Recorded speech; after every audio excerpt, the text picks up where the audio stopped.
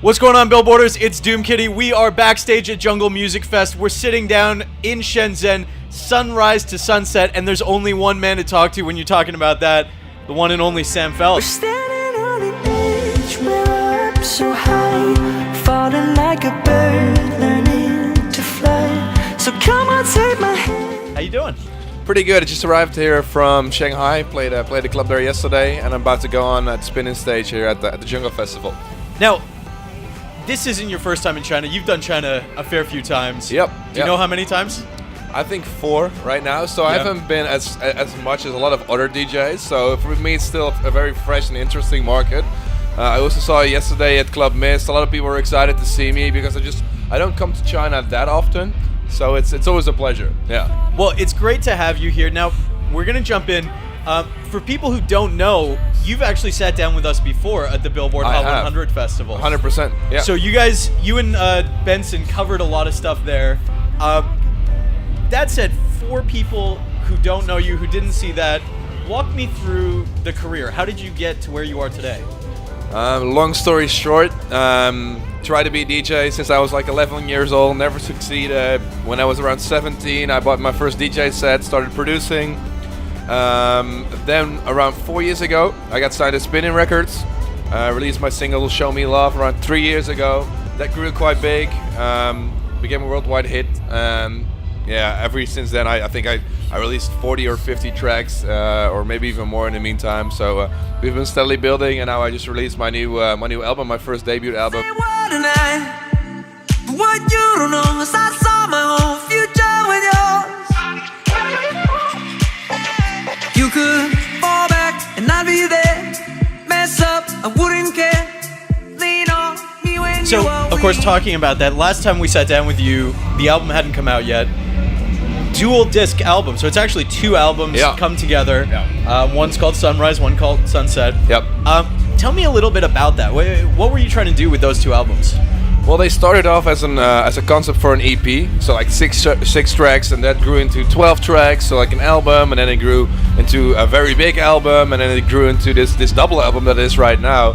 And the concept behind it is 24 tracks stand for 24 hours in a day, from sunrise to sunset, and that stands for diversity. You know, Sam Feldt music can be enjoyed any time of day. So one track is specifically made for 9 a.m. One track is specifically made for 10 p.m. And you know, you can enjoy my music at any time of the day, whether it be during the hours of sunset or the hours of sunrise. So yeah, that's the idea behind the album. Now, talking about that, people might not realize when they're listening through the album, not all of the songs on there are original. Some of these are covers. Yeah. Or partly covers. Yep. Yeah. And there's a couple that really caught my eye. I mean, there's a Kenny Rogers song about LSD. Yeah. There's a one-hit wonder from the 90s. Yep. And one of the original sort of dance songs from the 90s. Yep. Talk to me a little bit about why you wanted to take those songs on and make them your own. Well, I was born in the 90s as well, so a lot of the tracks that I've covered or remade, just like "Show Me Love," have been the anthems of my youth, basically. So they're all personal favorites of mine in one way or another. For example, that Kenny Rogers song, I listened to it for the first time in this movie, The Big Lebowski, where it's a theme song when he starts stripping and stuff like that, and it always stuck with me, and I just had to do a completely remake of that. I don't know, what I look for in a track to remake is I look for an opportunity to do it completely different. For "Show Me Love," I didn't use the iconic bass line. I didn't use the soulful vocals. It's quite an emotional and timid song. So I always try to flip it around. You know, for La Bouche, "Be My Lover," it's almost like a hardcore, very high tempo, like dancey song.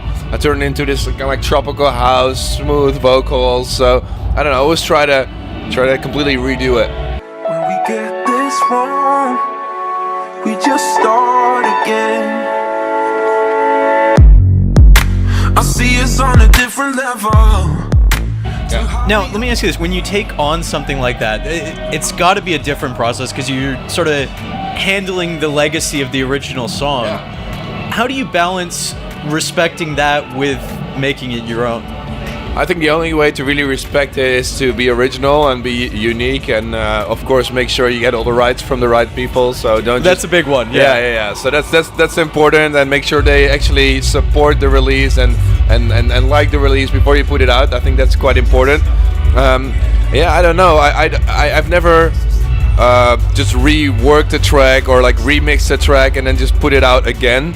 It's always been a completely new track, and I think that's important when you rework classics like that.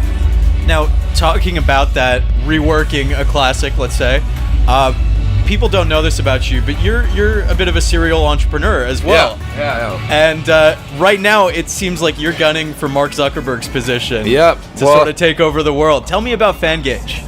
I've been an entrepreneur ever since I was like 13, and that's when I first started my first company. And Fangage is actually about giving control back to the fans and the artists. So giving control back to where it belongs. Right now, a lot of people sign up to Facebook. They like artists on Facebook, but then they never get shown the posts by these artists, or artists see their following increasing but their reach declining. And it's a big problem. Yeah, it's a big problem for me, but also a lot of other artists, other influencers.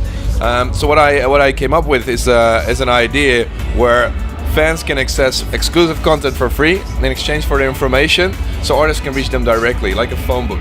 So they can send them a text message, they can send them an email. So when a new album is out, fans don't miss the updates, so they get updated about the fans they really, really like, or about the artists they really, really like. The artists get a really cool way to market their stuff. And we kind of cut out the middleman and make sure that Facebook doesn't decide whether you are in touch with your favorite artist, that you can decide it for yourself.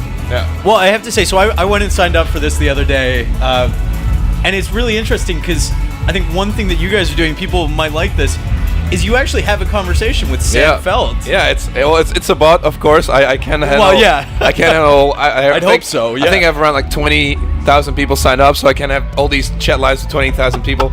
But yeah, it's kind of like you're talking to your favorite artist, and I think that's all. It's like a gamified way of making sure that it's not a hassle or not annoying to sign up and unlock all these cool pieces of content. It's actually fun to unlock, and I think that's the power of it. Well, I have to say, I was blown away. I think it's really well designed. It seems to have come together really well. Yeah, it has, and we have like 20 artists right now signed up. So all of our albums is using it. Yeah. Laidback Look, Blaster Jack, Bass Jackers, like a lot of guys in the dance scene, and we're slowly expanding to music in the broader sense of the word. Some bands have signed up, some fitness gurus have signed up to promote their training schedules. So it's pretty broad. Yeah. So it's an interesting platform, but talking about this, of course, we're in China. You mentioned this briefly.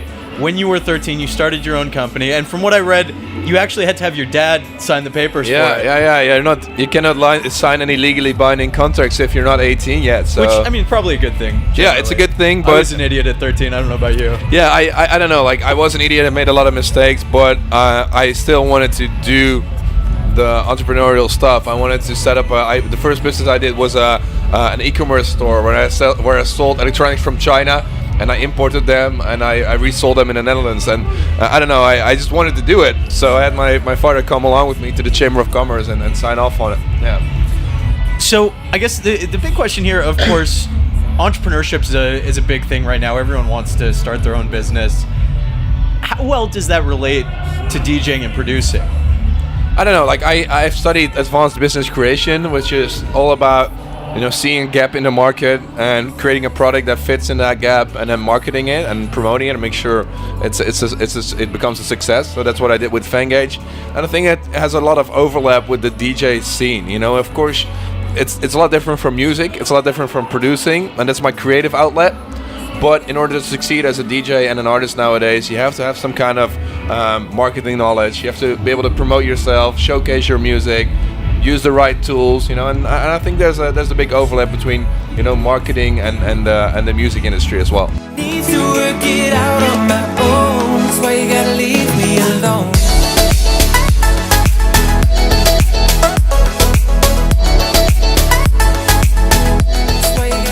Well, of course, I just released the album, so a lot of music has just come out. This doesn't mean I'm sitting still in the studio. I'm working on a big single for early 2018. Also, there's going to be a remix album dropping for the album, so all the cool. remixes and club edits that I'm playing in my live sets are going to be available, I think, early 2018 as well. So yeah, a lot of good stuff. My new single "Wishing Well" off the album just got released. There's a really cool video clip online right now on Spinnin TV. Yeah, so much happening. My booking schedule is filling up nicely. I'll be hitting up Brazil, Switzerland, US again, Mexico all this year. So, and then next year. We'll see. Yeah, lot of good stuff on the touring and on the music side. Yeah. Now, talking about this, we've got to quickly ask, what can people expect from a Sam Feldt live show? Well, today is not an official live show, so I hope to come back to China with the band really soon. So this is going to be a DJ set, but yeah, I've just toured the US with my whole band, with the horns, with the sax. We just added a guitar player, Jordi. So it's more like a band, a live experience than just a guy pushing buttons and jumping up and down, which is cool and it's very high energy, but I wanted to add another layer of dynamics on top of the set, and yeah, you should just come check it out if you want to see it. Yeah. Well, I suppose one of these days everyone needs to take the time, but for now, Sam, thank you for the time. Thank you.